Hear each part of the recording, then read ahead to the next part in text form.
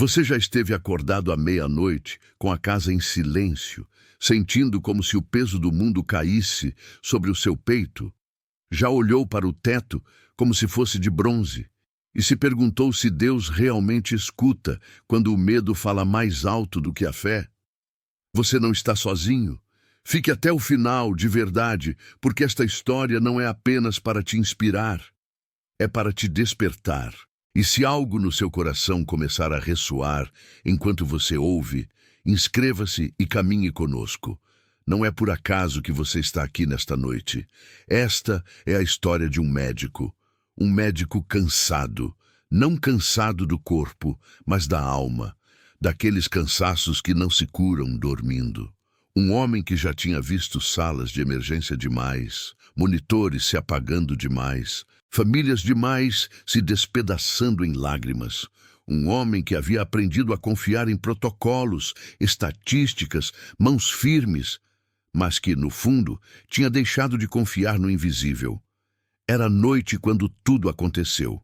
Do lado de fora, a cidade seguia seu ritmo, mas dentro do hospital o tempo parecia ter parado. Uma menina, pequena, pequena demais para carregar uma batalha como aquela. Sua respiração era frágil, como uma vela lutando contra o vento. O médico olhou os números, revisou exames, ligou para colegas. Tudo o que sabia fazer já havia feito, e ainda assim algo faltava. Já sentiu isso? Fazer tudo certo e mesmo assim sentir que não é suficiente? Naquele momento algo se quebrou dentro dele. Não foi um discurso, não foi uma revelação espetacular. Foi silêncio. Um silêncio pesado, desconfortável. E nesse silêncio, uma pergunta brotou do mais profundo do seu ser. E se não for eu quem precisa salvá-la? Pense nisso, ouça isso. Há momentos em que Deus não entra com barulho, ele entra com uma pergunta. O médico fechou os olhos. Não sabia orar bonito, não buscou palavras religiosas. Apenas disse a verdade. Disse: Deus, se o Senhor está aí, eu já não posso mais. E nesse ato simples, algo mudou. Não fora. Dentro. Porque a fé verdadeira, muitas vezes, não começa com força, começa com rendição. A Bíblia diz em Provérbios 4, 23, sobre tudo o que se deve guardar, guarda o teu coração, porque dele procedem as fontes da vida. O coração não é apenas emoção, é o centro das decisões, dos pensamentos, da direção. Quando aquele médico deixou de lutar apenas com a mente e abriu o coração, permitiu que Deus entrasse em um lugar onde antes só havia controle. A noite continuou. Os minutos passaram lentamente, mas algo começou a se estabilizar. Primeiro um pequeno ajuste, depois outro. Não foi instantâneo, não foi mágico, foi processo. E ao amanhecer, a menina ainda respirava. No dia seguinte, acordou. Na semana seguinte, sorriu. E com o tempo, saiu andando daquele hospital. O médico voltou à sua rotina, mas já não era o mesmo. Porque quando você toca o limite da sua própria força e vê Deus sustentando aquilo que você não consegue, algo se reorganiza por dentro. Romanos 12:2 diz que somos transformados pela renovação da nossa mente. Não diz que mudamos a realidade primeiro. Diz que mudamos por dentro, e a partir daí todo o resto começa a se alinhar. Os anos passaram. O médico continuou trabalhando, continuou salvando vidas, mas agora tinha aprendido a abrir espaço para a fé, a não viver mais com aquele teto de bronze sobre a cabeça. E então, um dia, algo inesperado aconteceu. Era uma tarde comum quando ele ouviu risadas no corredor. Risadas que não pertenciam a um hospital, risadas de crianças, vozes pequenas, passos desajeitados, uma energia diferente. Ele se aproximou, confuso, e os viu. 1, 2, 10, 50, 100 crianças, com balões, com desenhos, com cartas mal dobradas, e à frente aquela menina, não mais frágil, não mais trêmula, viva, plena. Ela se aproximou e disse: Doutor, minha mãe disse que o senhor pediu ajuda a Deus por mim, e eu vim agradecer. e atrás dela outros pais, outras histórias, crianças que tinham passado por suas mãos, famílias que tinham encontrado esperança em meio ao caos.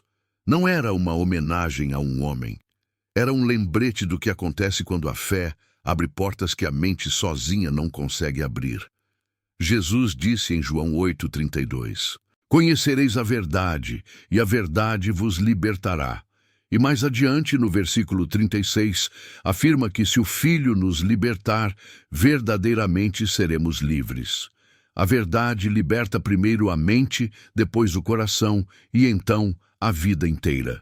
Talvez você não seja médico, talvez a sua batalha não esteja em uma sala de emergência, talvez esteja na sua casa, nas suas contas, no seu casamento, na sua ansiedade constante, naquela voz interna que não se cala.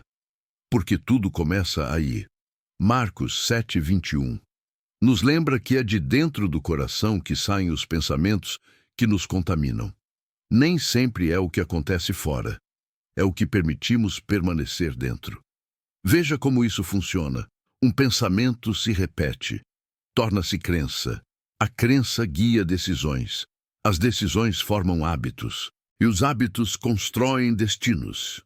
Por isso, Paulo escreve em 2 Coríntios 10, 4, 5, que as nossas armas não são humanas, mas poderosas em Deus para destruir fortalezas, levando cativo todo o pensamento à obediência de Cristo. Não se trata de negar o que você sente, mas de decidir quem governa. Há bloqueios que muitos carregam sem perceber. O medo que paralisa. A culpa que sussurra que já é tarde demais. A dúvida que te afunda quando você caminha sobre as águas, como Pedro em Mateus 14. Enquanto ele olhava para Jesus, caminhava. Quando olhou para a tempestade, afundou.